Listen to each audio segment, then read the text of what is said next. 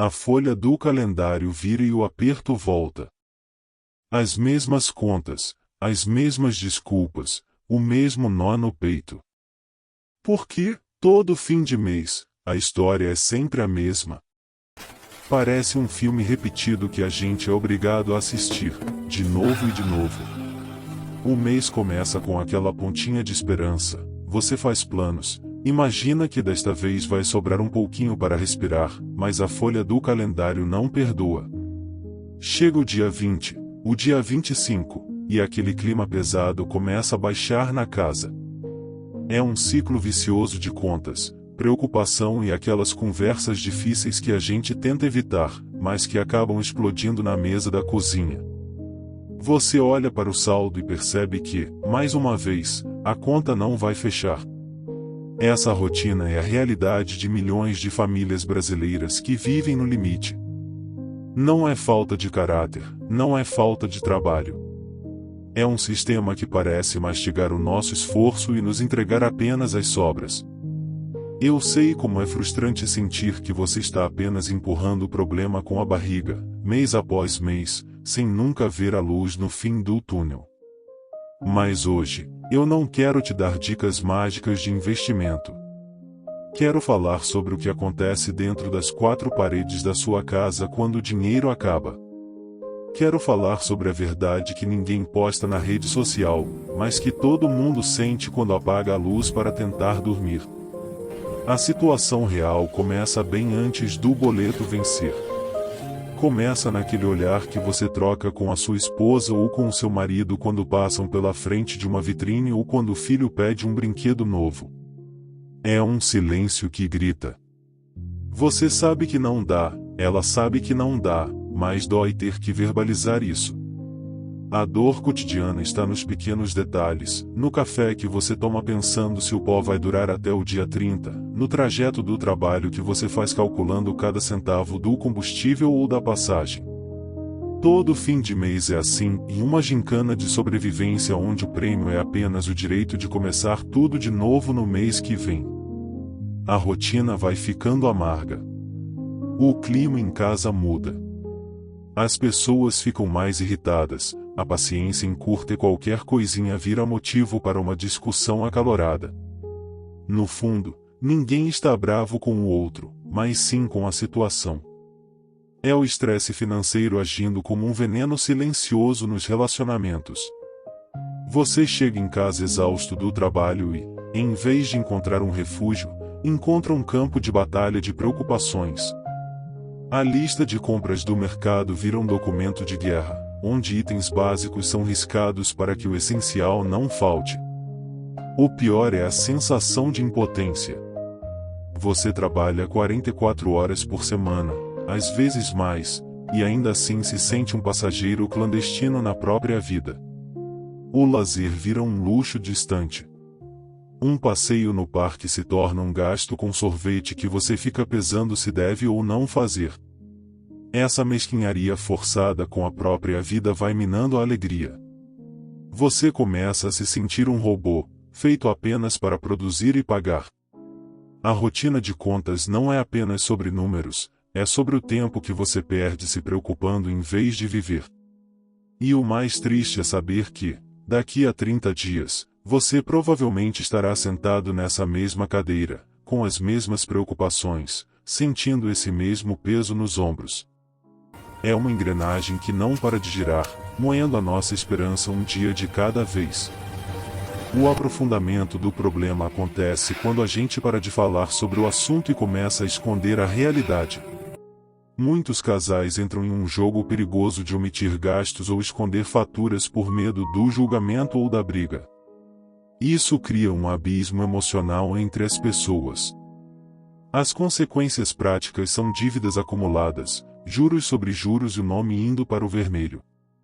Mas as consequências emocionais são muito piores. É a perda da parceria, é o isolamento dentro da própria casa. Você se sente sozinho em uma luta que deveria ser compartilhada. Viver no limite financeiro é como carregar uma mochila cheia de pedras o tempo todo. Você se acostuma com o peso, mas ele deforma sua postura e cansa o seu coração. A ansiedade vira um estado permanente. Você acorda cansado porque passou a noite fazendo contas mentais. Isso afeta a sua produtividade no trabalho e a sua disposição para brincar com os filhos. O impacto na saúde física é real, em dores de cabeça, insônia, gastrite. O corpo reclama da pressão que a mente não consegue mais suportar.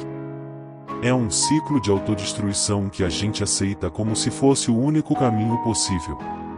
A falta de dinheiro rouba a nossa capacidade de sonhar.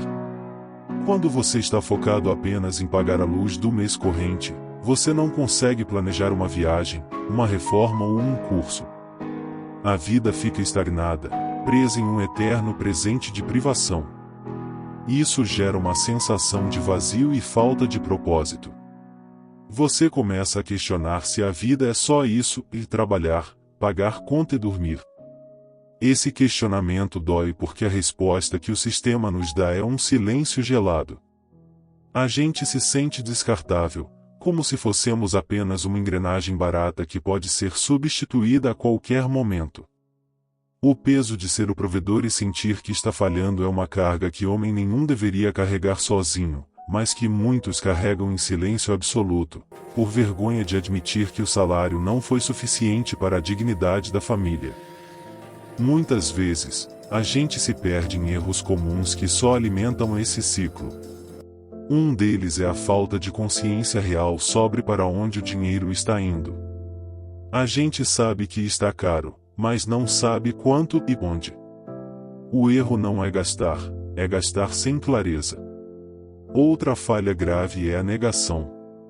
A gente evita abrir o aplicativo do banco para não ver o estrago, como se não olhar fizesse o problema sumir.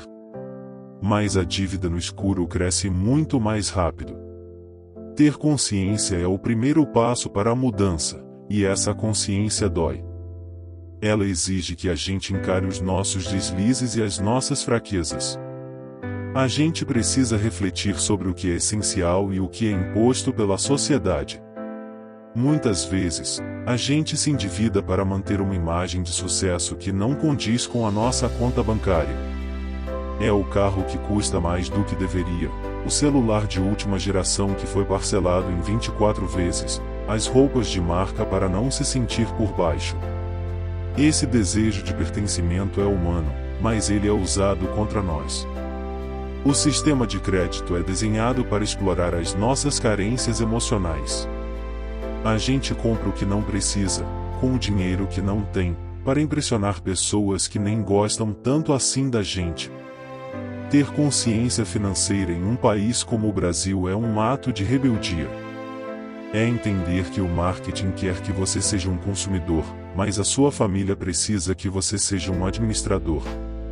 O erro de achar que a solução virá de um novo empréstimo é o que afunda a maioria das pessoas. O empréstimo não resolve o problema, ele apenas adia e aumenta o preço da solução.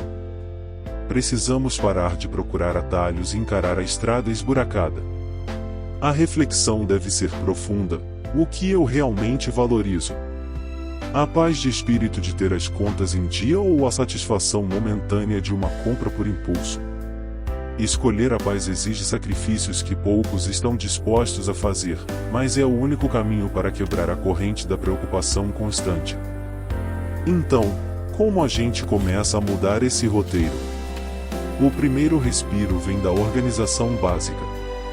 Não precisa de planilhas complexas se isso te assusta. Basta um caderno e uma caneta. Anote tudo. O simples ato de escrever o valor da dívida tira o monstro debaixo da cama e coloca ele sobre a mesa. Quando o problema tem um tamanho definido, a gente pode começar a fatiar ele em partes menores. A realidade sem fantasia é aceitar que, para sair desse ciclo, o estilo de vida terá que mudar por um tempo. Não é um castigo, é um investimento na sua tranquilidade futura. Pequenas decisões fazem uma diferença enorme a longo prazo.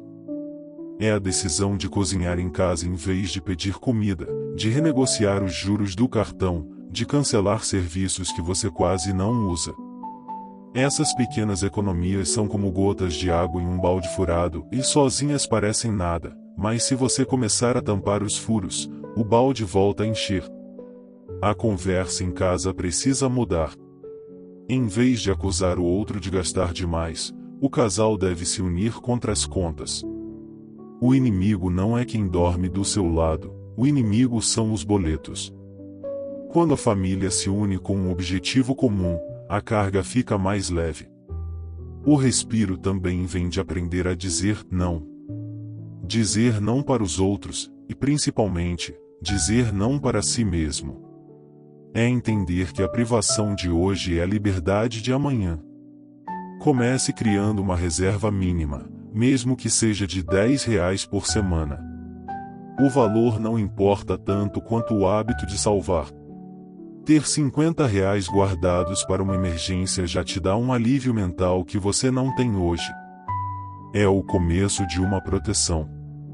A realidade sem fantasia dói, mas ela é o único chão firme onde se pode construir algo duradouro. Não espere um aumento salarial milagroso para começar. Comece com o que você tem nas mãos agora. A mudança de mentalidade é gratuita e é a ferramenta mais poderosa que você possui. Um passo pequeno, feito com constância, te leva mais longe do que um salto grande que te faz. Se você chegou até aqui, é porque a sua história se parece muito com a que conversamos hoje. Todo fim de mês pode ser difícil, mas ele não precisa ser desesperador para sempre. A mudança começa na consciência e na união de quem está na mesma luta. Não deixe que a falta de dinheiro destrua o que você tem de mais valioso e a sua paz e a sua família. As contas passam, os boletos vencem, mas a sua dignidade e o seu esforço permanecem. Você é um gigante por aguentar tudo isso e ainda buscar melhorar. O canal Até o Fim do Mês está aqui para ser o seu parceiro nessa jornada. Não estamos aqui para julgar, mas para estender a mão e falar a verdade que o banco não te conta. Se você se sentiu acolhido por essa conversa, não deixe de acompanhar os nossos próximos vídeos. Vamos continuar explorando a vida real e encontrando saídas possíveis para quem vive no aperto. Se inscreva, deixe o seu comentário sobre como é o clima na sua casa no fim do mês e vamos criar uma rede de apoio. Você não está sozinho nessa. Até o próximo vídeo. E lembre-se, um dia de cada vez.